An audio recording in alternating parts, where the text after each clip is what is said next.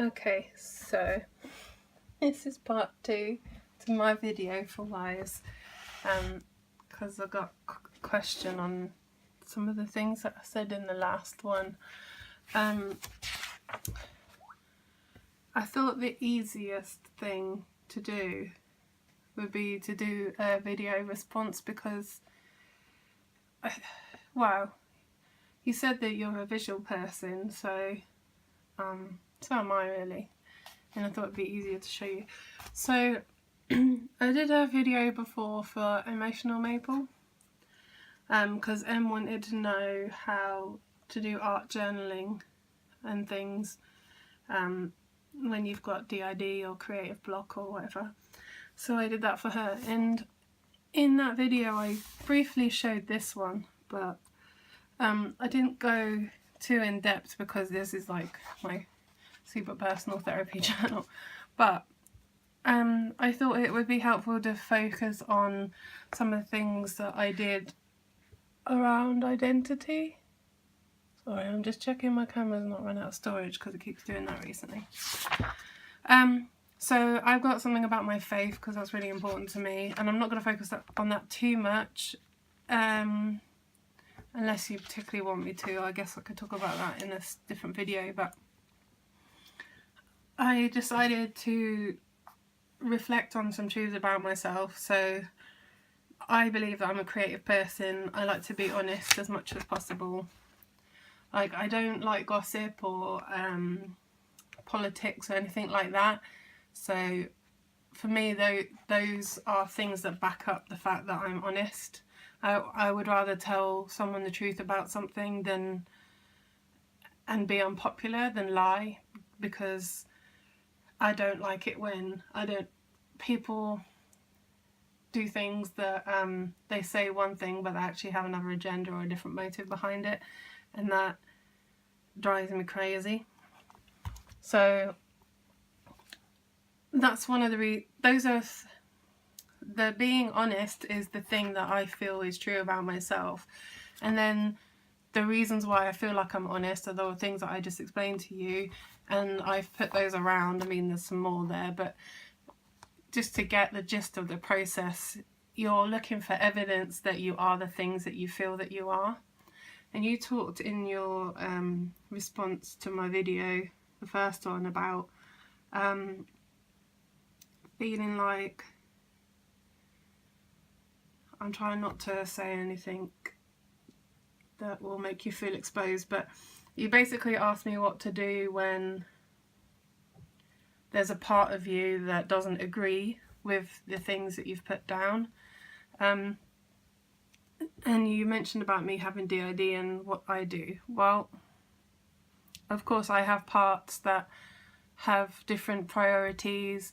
So for example, if you look at this one, I talk about being creative here, and all of my parts have some level of creativity. Well, my core parts that are out most of the time, like being creative.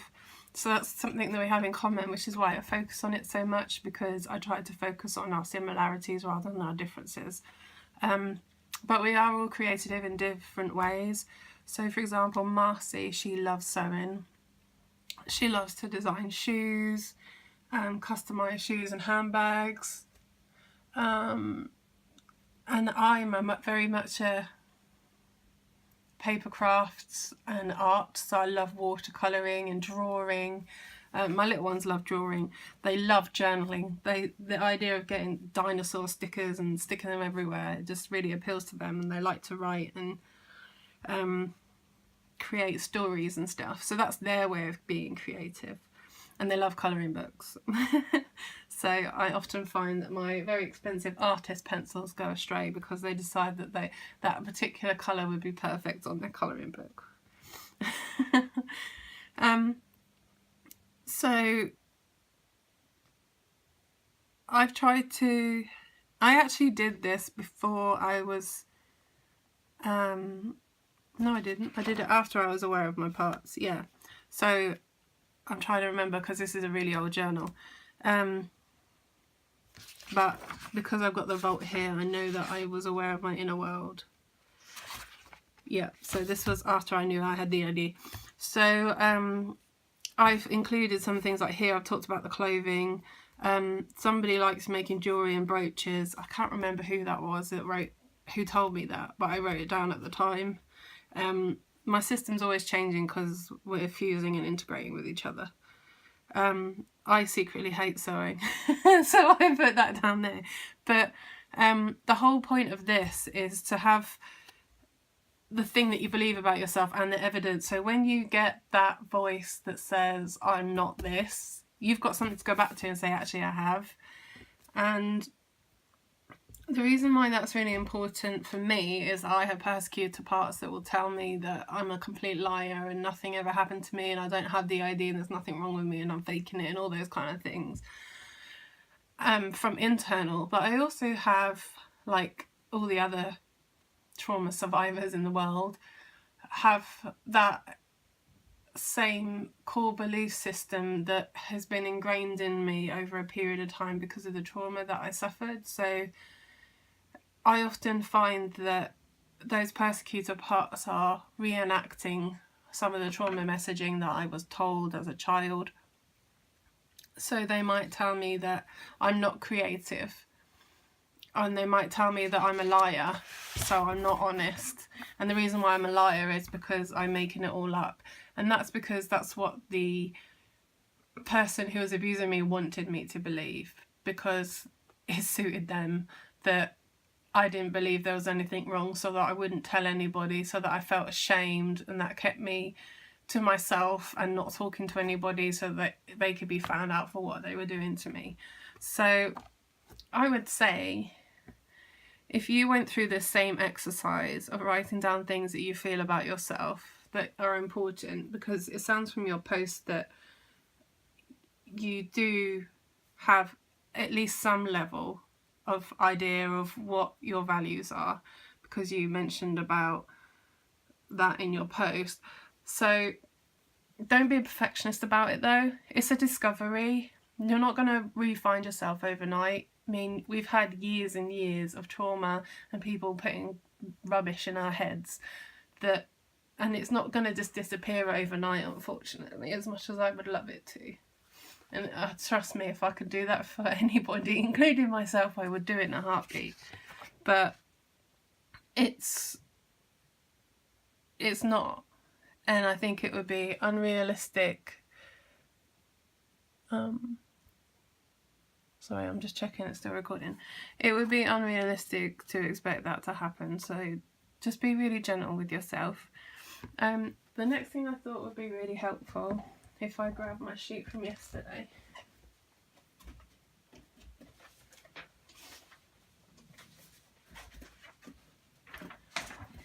Sorry, I'm in the middle of cooking my lunch, so I wasn't prepared today.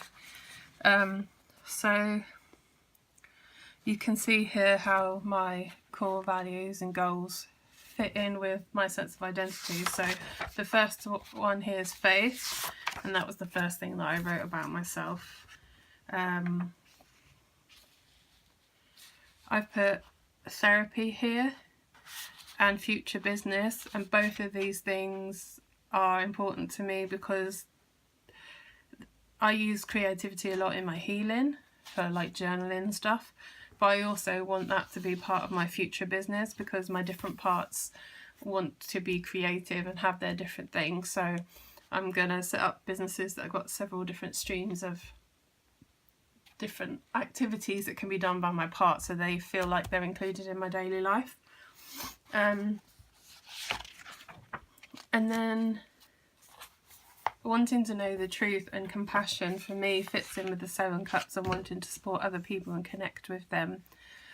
One of the things that I found really early on in my recovery that was really challenging for me to accept is that you need other people to heal. Like, I would say that if you're struggling with boundaries at any point, it's probably because you need other people in order to help you establish boundaries, because you only experience yourself having them when other people react to them, and you're forced to either say, actually, no, that boundary is still there, or to experience somebody else respecting that boundary, because otherwise they're kind of in your imagination. Does that make sense? I don't want to downplay the importance of having them in your mind, because they are important and it guides you, but without the second stage of having that other person to interact with, to challenge or respect your boundaries, it's not an experienced truth about yourself.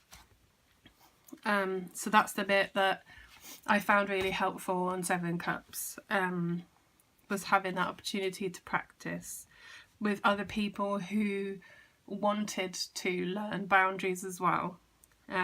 Because I tried it at work, and while it did help a lot, there were some times where I just got frustrated because people just wanted what they wanted from me, no matter how much it cost me in terms of energy and everything. And I decided that I had to leave that environment because that wasn't who I was.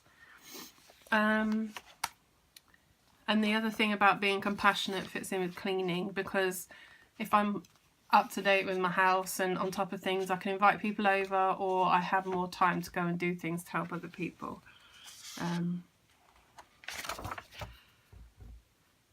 I've got one that I'm determined, because I noticed that a lot of people said that about me, and when I start something I tend to finish it, and I get a lot of things that come up against this, which is why my future business stuff has taken so long. But I'm just giving you, you'll have different struggles, but I'm just giving you an example of how I feel like I'm a determined person, but other parts of me will want me to give up. I also get a lot of thoughts that were from the mind control programming, because they don't want me to move on. They don't want me to break free from the programming, because there's a risk that I might expose it and expose the people that did it to me. So that's probably my biggest battle, more than my parts now, because I've got to a decent level of cooperation with them. So I just want you to know, really, that there is a process. Everybody takes different time to work through that process, and the most important thing is to give yourself as much compassion as possible. When you're working through that, because those things that happen to you didn't all happen in one day, and the healing process isn't going to happen all in one day. And I know I've said that a couple of times now, but it is really important. I think that's probably all I can show you from this journal. Let me just have a look at this. I think you also said something about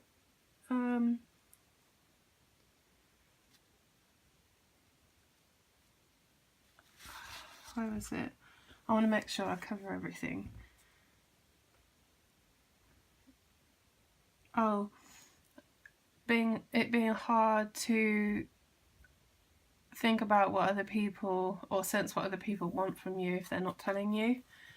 I would just say, and as I'm saying this as lovingly as possible, I don't think that's a healthy behaviour to have, and I think you recognise that. And the reason why is because there's actually something called cognitive errors, I think. I can find out more about it for you if you want to learn about it, but one of them is called fortune telling, and it's trying to predict what other people do. And I can totally understand why you do that, because I did it for a really long time, because you're constantly on hypervigilance. You want to look for things that might be unsafe, and you think that if you keep everybody happy, the chances of you getting hurt is less.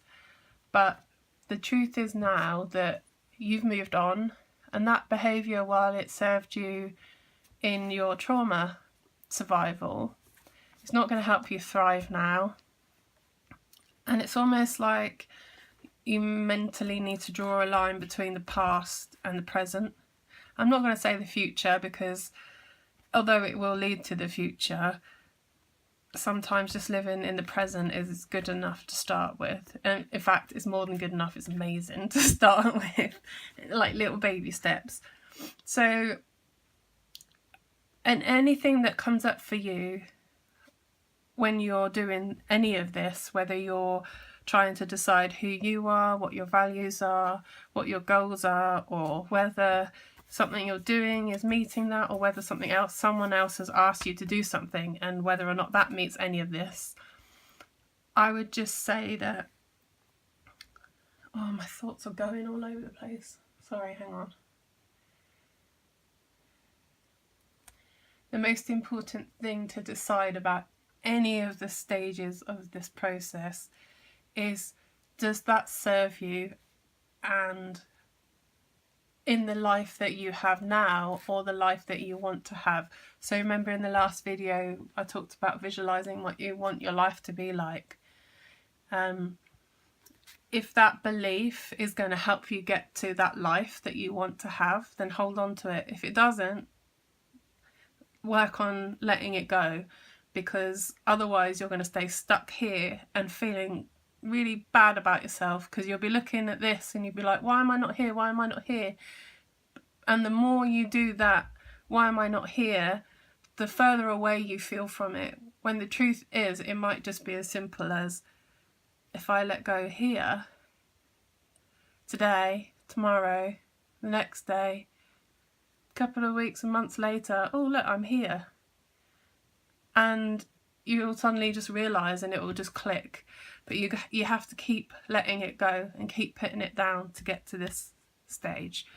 I know I'm waving my hands around a bit, and I've waffled quite a bit because my brain is pinging over everywhere, but I hope that it helps a bit to explain how I got to where I was in the last video and to answer some of your questions. And I just want to say, if you still have questions after this, ask me. It's not too much trouble.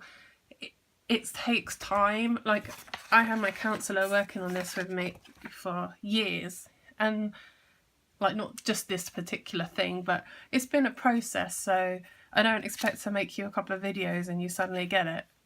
And you're not a burden and you're not a bother. So I can make as many videos and posts as you want. You know, I'm committed to working through this with you. Yeah, because I care about all of you. And that goes for anybody who comes across this video from Cups or not from Cups, but you will have to join Cups to talk to me because of the rules on Cups. I don't allow interaction on this channel, but I think it's a really important topic, and I'm happy to commit to work through it. If anybody is serious about this topic, I'll stand by you and walk with you as you work through it. Okay, so that's it, and thank you for watching, listening to me. I know you're only watching my hands, but yeah, okay, bye.